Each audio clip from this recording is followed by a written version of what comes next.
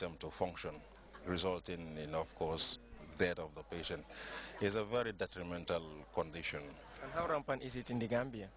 Well, we have so many asthmatic patients in country, especially pregnant women coming into labor under an asthmatic attack is just a very serious condition. But since the president started the treatment, have you seen the impact on the reduction of asthma in the Gambia? Of course, yes. Bed occupancy for asthmatic patients and asthmatic conditions has significantly dropped, and also patients with normal asthmatic attacks also have reduced.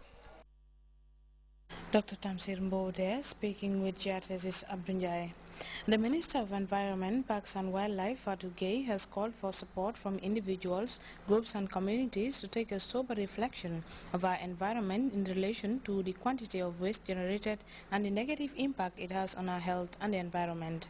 The Environment Minister is speaking ahead of the launch of the Gambia No Plastic Day celebrations. Abdullah Baji reports. The drive to reduce the use of plastic is gaining momentum across Africa, and it seems the Gambia is keen to follow in the footsteps of African countries that have banned its usage. The hint was dropped by the Minister of the Environment, Parks and Wildlife in a statement meant to mark the Gambia No Plastic Day.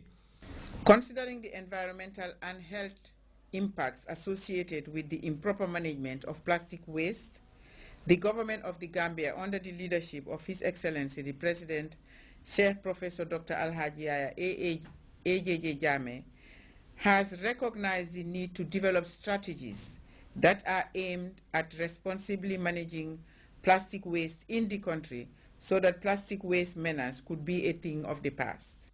The National Anti-Plastic Coalition is broad and includes the private sector, government agencies like the National Environment Agency, water bottlers, local government entities and other stakeholders united by their common desire to save planet Earth from ravages of widespread use of plastic through a set of strategies that should be unveiled soon. We want people to know what is happening. If you see people picking, at least you should know what they are picking. If we are picking the plastic, you should know, you should have the understanding that you should not be adding onto that.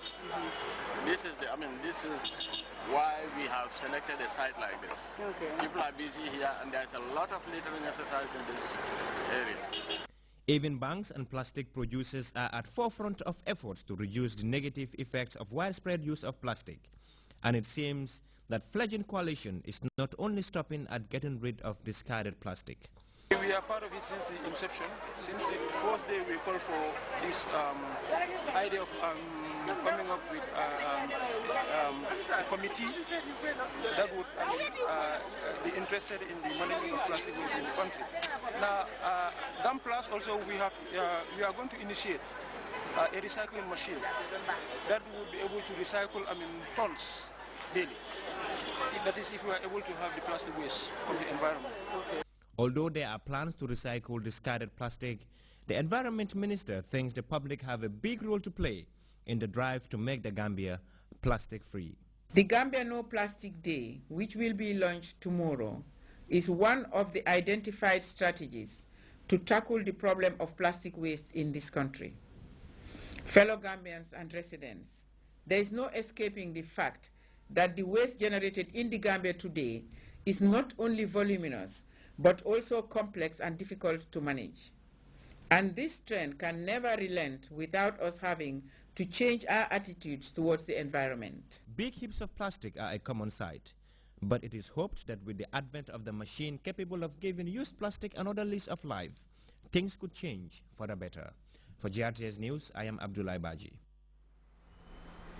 Elected ward councillors within the Kanifing municipality have begun a 2-day capacity building forum on the amended 2002 Local Government Act and Human Rights Protocols. The event, organized by the National Council for Civic Education, is funded by the United Nations Development Programme. We have details in this report.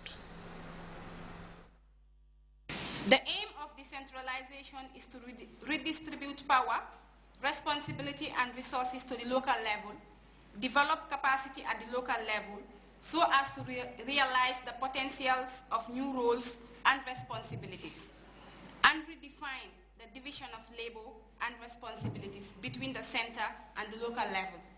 On the heels of decentralization, they stood as a pillar enlightening the Gambian populace on their civic duties and rights, prominent among them ward councillors and social mobilizers. The NCC Act further mandates the Council to create and sustain awareness of constitutional democracy for the achievement of political, economic, and social stability through civic education. To enable councillors to perform their duties satisfactorily, they must know the laws that deal with not only with their rights and freedom, but also the rights and freedom of those they serve and those they relate to during the course of their functions.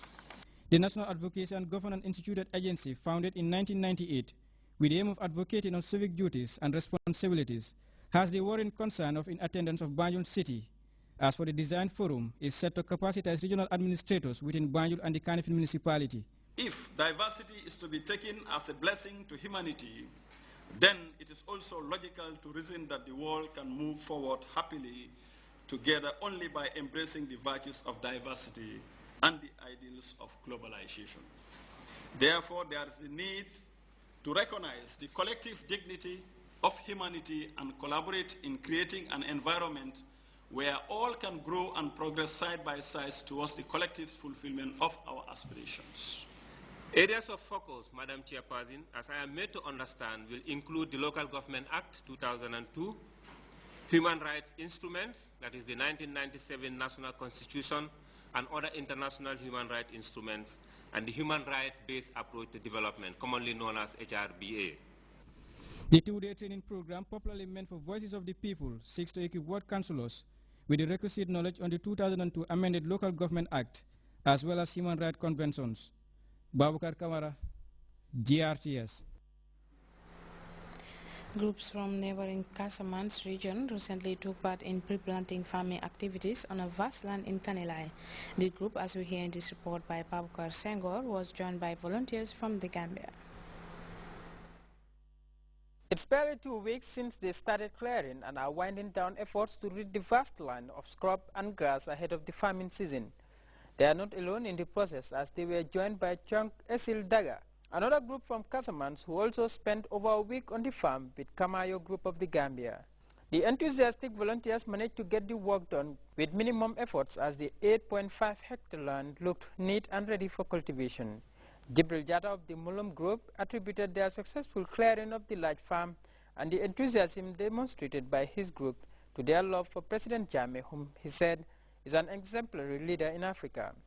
Janki Koli and Siguna Jaju extended gratitude to the people who work at the farm for the support they rendered to the volunteers. The efforts of the volunteers have Kanilai Farm Coordinator in confident mood ahead of the farming season. Since these people came about 1 week, 5 days, both day and night, they have been standing beside to make sure that the work has been, the work is success. Because you can see it is not easy, but really it's a big surprise, and I'm really impressed. It takes them only for 1 week, 5 days. They were able to clear from the starting where we started up to this point here. The farm is almost finished. By tomorrow, maybe by this time when you come here, you will not find anything. They will clear the whole farm. Really, we are preparing for the rainy season. And right now, I'm not afraid now. Even whereas rain comes tomorrow, we have a portion. We are set, really. Despite the eye-catching and satisfactory work done on the farm by the various groups, the call for more helping hands continues to amplify in Kanilai. Almost finished the farm for clearing, and now what is left is for Gambians to come during the rainy season for weeding, especially weeding.